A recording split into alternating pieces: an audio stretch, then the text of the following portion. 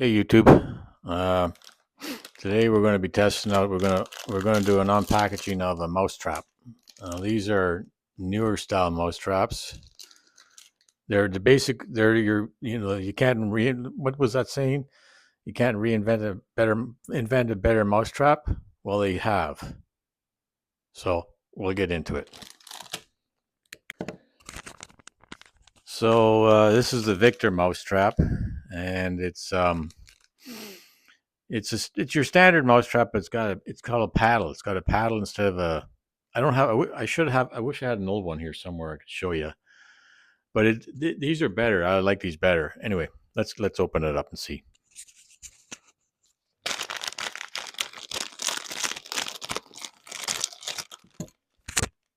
So you get two per pack. They're like $3.95 at Home Depot or Home Hardware here in Canada. And this is a little different than the ones I get here in the Home Hardware. It's got a little bit of a different paddle setup, but it's going to be similar.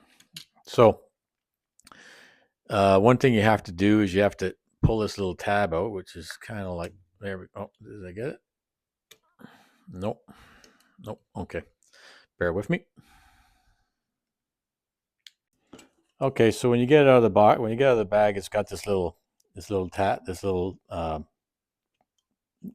little staple, which is holding things. So you just got to pull that out. That's pretty self-explanatory. Pull that out. And then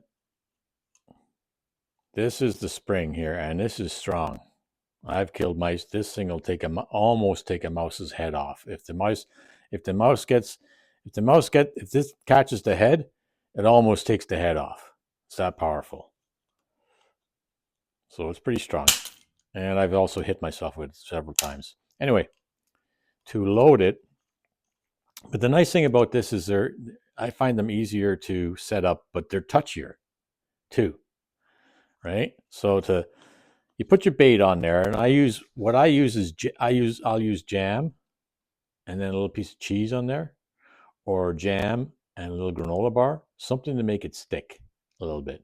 It's got a little tab, a little hook there, but you have to hang your bait on, so to speak. But I just use a bit of jam and then and that sticks it on there, right? Sticks your cheese or your granola bar, something like that. And then you just, so you've got your bait on there first, because you don't want to be putting your bait on after you load this thing, because it'll snap on you. Okay. And then take the killer arm back with the spring, under spring tension, and then you push this. This is your trigger. I don't know, it holds back. And you just lift that up and you just set it up like that. That's it right there. Right? Now, you got to be careful about putting these down because they go, right? So they're very touchy, and but they're good. They work. And mouse comes near this thing, sticks his little paw in there, comes along, goes, look at that, man, unbelievable. I found a nice warm house to inhabit in this winter, and there's food, and I'm going to eat this big piece of cheese, and then whammo, he's gone. So that's it. And then you just place that like that, and then he goes. Let's do a test. Let's see how much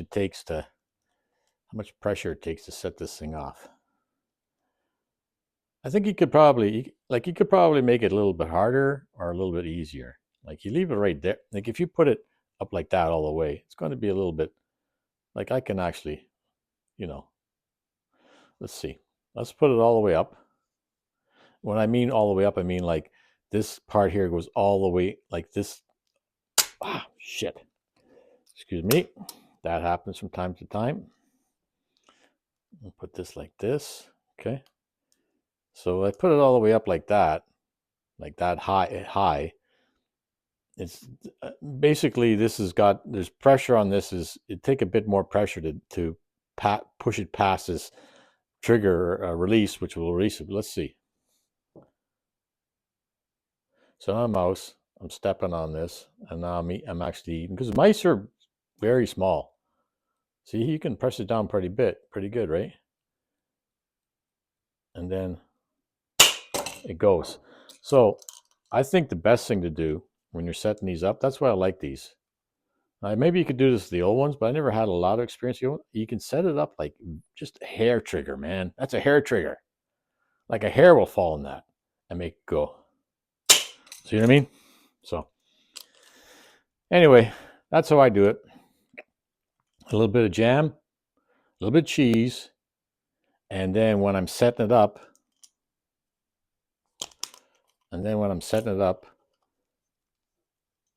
I'll set it up like you can, and then I'll just set like right almost the trigger's almost going.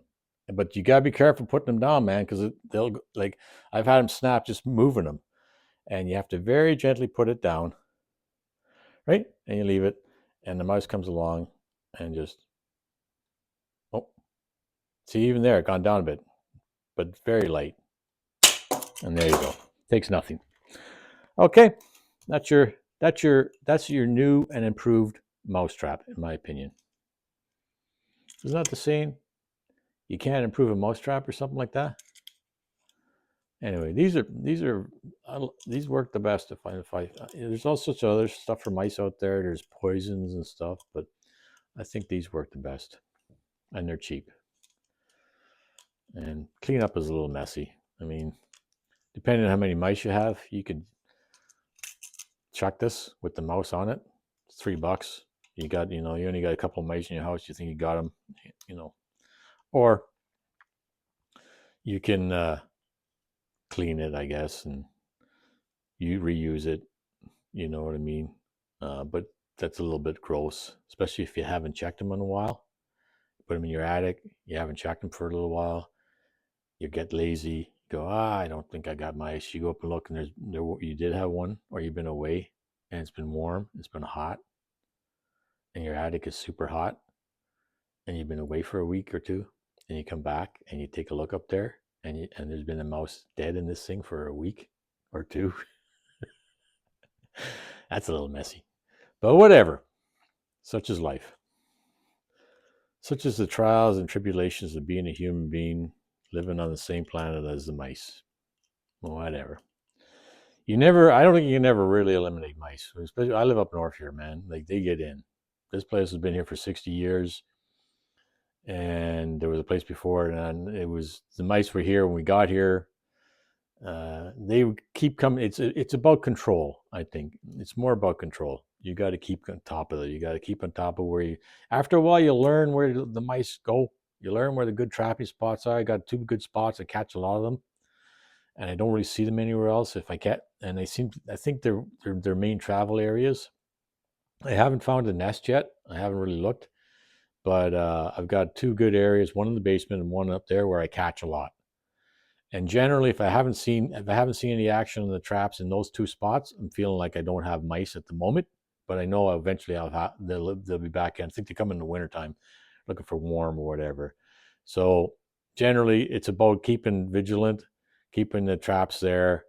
Don't let the cheese get too moldy, although the mice probably eat it anyway. But refresh the cheese every once in a while, and then the other thing I'm going to use is the poison with the a warfarin, which is a blood thinner. So you can get here in Quebec. I think you buy poison. It doesn't have the warfarin in it. I don't know if it's a legality here, but in Ontario you get the poison. It's got the warfarin in it. It says right in the pack, with warfarin. So just the way they, with warfarin in the big red letters. Oh, this is advertised. Just the way they advertise. Obviously, there's stuff without warfarin. But the warfarin is a blood thinner. And what it does, the mice eat it. They like it. It's tasty. They bring it back to the nest. They eat it, and then they just bleed. They bleed internally to death. So that gets rid of them. All right. So that's it. It's this and the warfarin and the poison with the warfarin. I don't know how well that works, because you never know. When they take it to their nest, wherever that is, they all die. You never see the nest. I don't know, but it probably works. Anyway, that's that.